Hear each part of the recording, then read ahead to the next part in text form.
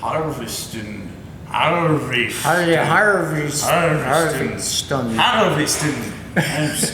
That's the best I got.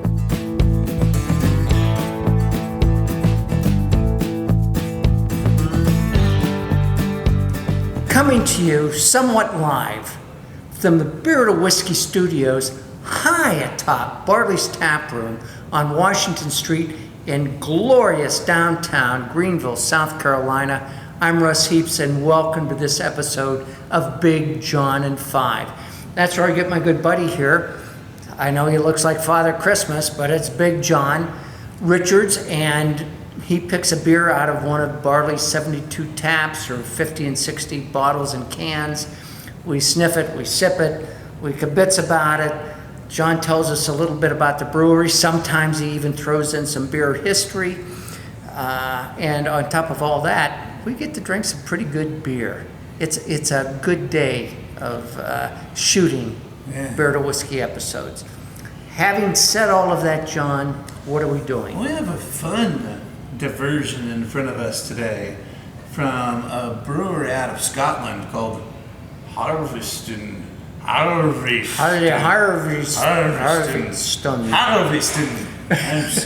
That's the best I got. I don't know. There's a lot of vowels in there. Yeah. They do have a mix pack called Harvey's Favorite, so I guess it's Harviestoun. I don't know. I don't speak that language. Well, they speak what we speak, sort of, but... Well, we're one people divided by a common language. Exactly. Anyway, this is one of their stouts called Ola Dubh, which apparently translates to black oil in Gaelic. So they have a stout, a base stout, or year-round stout called Old Engine Oil, which is a wonderful name. It is.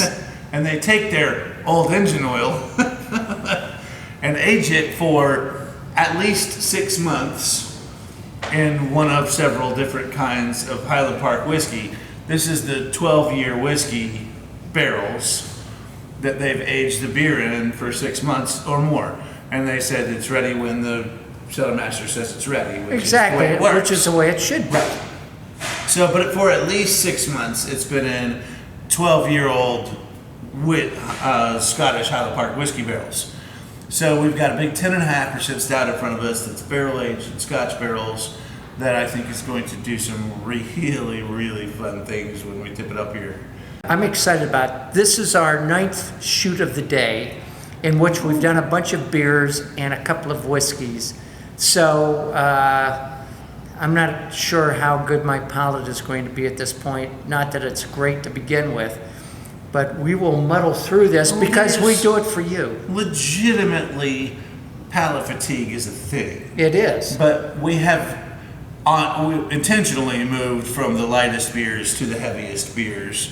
And that's why you see this. And then thrown a couple of whiskeys into the middle of it. That's why you see this old engine oil in front of you. And that's kind of what it looks like. It does. It's great. I'm kind of excited about this. I'm very excited. Let's give it a shot. Got to get, what happened there? Texting Miss Lily. Oh my goodness. Oh, the nose on that is arresting. It smells like scotch. But it smells to me like plums and raisins and that kind of stuff. That too.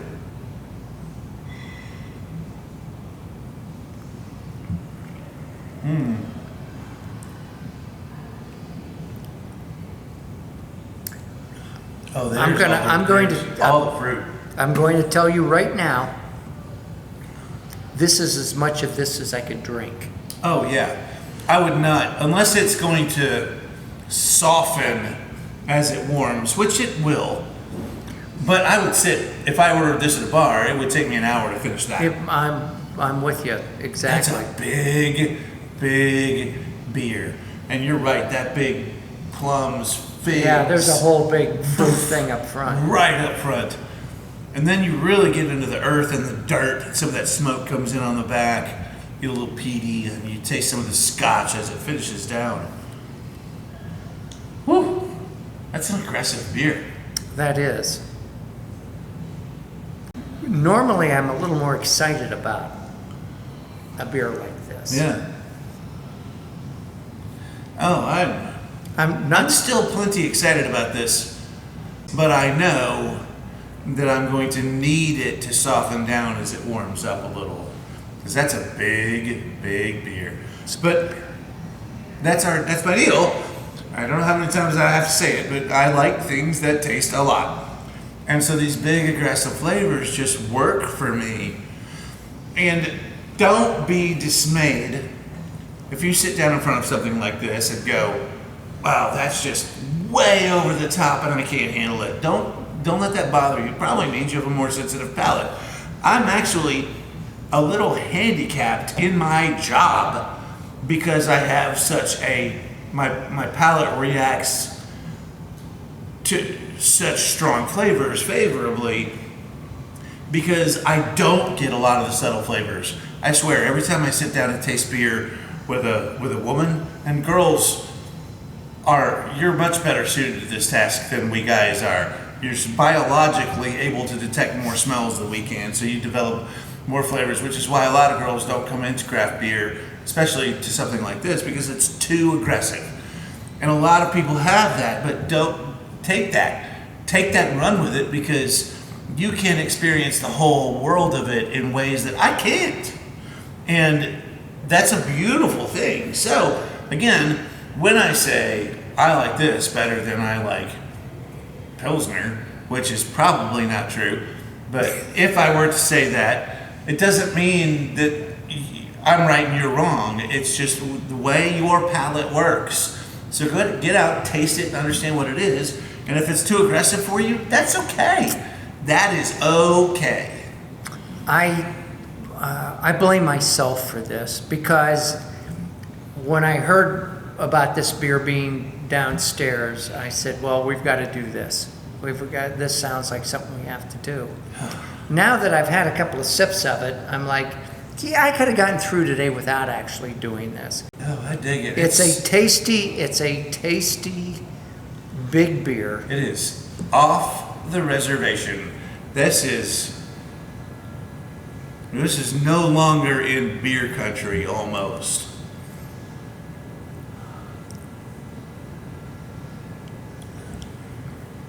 Ooh, man, that's a big beer. It is a big beer, and there's licorice in there too now. I'm getting some of that. Oh man, there's a lot I'm getting that on the back there. of my tongue. Yeah.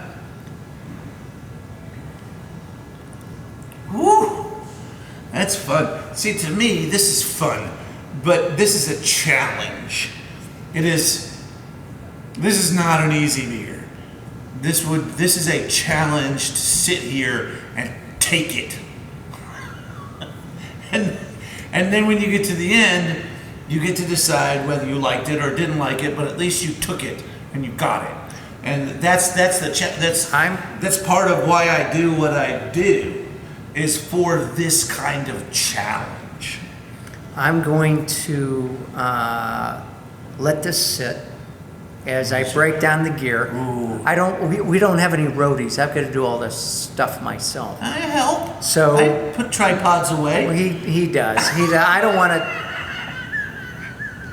don't want to slight him in any way. But we don't have any roadies. But there are no roadies, so this is all you got to do it yourself kind of stuff. So I'm going to let this sit for a while, That's and a wise hopefully plan. let it maybe mellow out a little bit.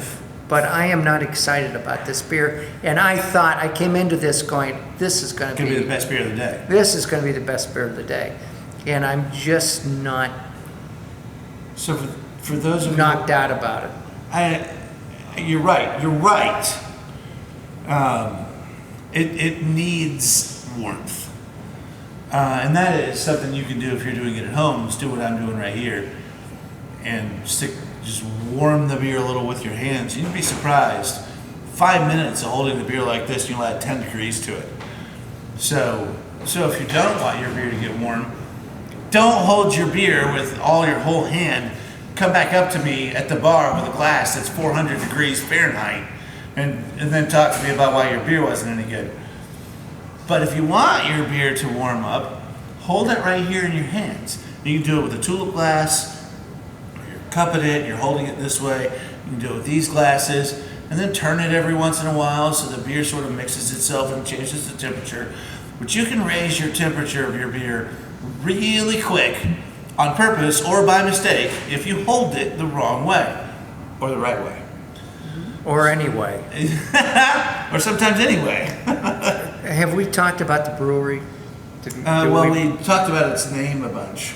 Did we? Okay. They're from Alva, Scotland? Yeah, I forgot. Yeah, we did talk about that, and enough said about that, I guess. Okay.